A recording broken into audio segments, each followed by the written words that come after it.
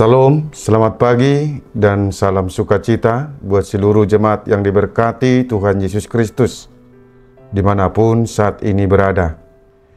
Kita bertemu kembali dalam renungan harian HKBP Reso Sutoyo pada hari ini Selasa tanggal 18 Februari 2025. Sebelum kita mendengarkan firman Tuhan, kita menyerahkan diri kita kepada Tuhan, kita berdoa. Damai sejahtera Allah yang melampaui segala akal, itulah yang memelihara hati dan pikiranmu di dalam Kristus Yesus. Amin. Firman Tuhan pada hari ini tertulis dalam kitab Yesaya pasal 53 ayat 5. Tetapi dia tertikam oleh karena pemberontakan kita.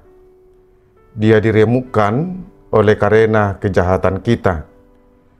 Ganjaran yang mendatangkan keselamatan bagi kita ditimpakannya kepadanya, dan oleh bilur-bilurnya kita menjadi sembuh. Dalam bahasa Batak dikatakan, Hape alani pangalausyota ibana tartulang, binahen ni hajahatota ibana mabugang. Ape tu ibana pisang-pisang paritian ni haswanangata. Jala binahen ni bugangna malum itahilala. Demikian firman Tuhan. Penderitaan Yesus menjadi keselamatan kita. Saudara-saudara yang diberkati oleh Tuhan Yesus Kristus, ketika bangsa kita dijajah bangsa asing, bangsa kita mengalami banyak penderitaan.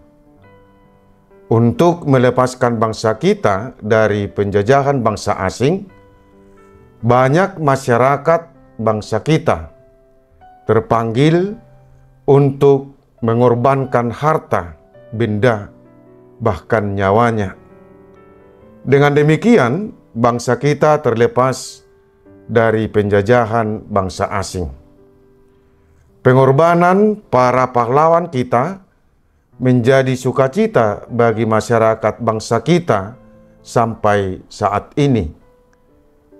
Kita juga jangan pernah melupakan pengorbanan para orang tua terhadap anak-anaknya. Para orang tua banyak mengalami penderitaan dalam hidupnya. Hanya satu tujuannya, agar anak-anaknya hidup lebih baik dan penuh dengan sukacita. Saudara-saudara yang diberkati oleh Tuhan Yesus Kristus, orang lain yang menderita, tetapi kita mendapatkan kesenangan.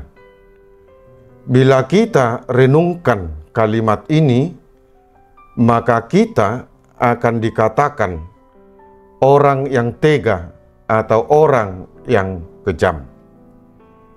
Memang jika kita perhatikan, itulah yang terjadi.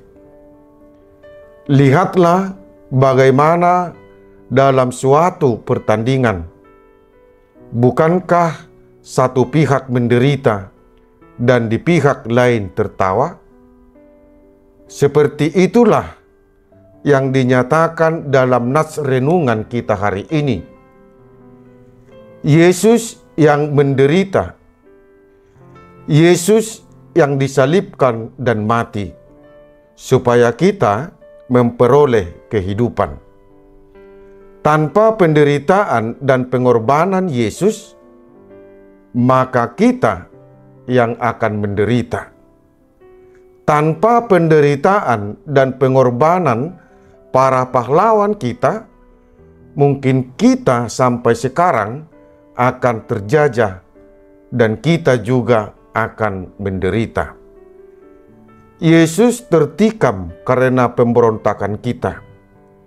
Dia diremukkan karena kejahatan kita.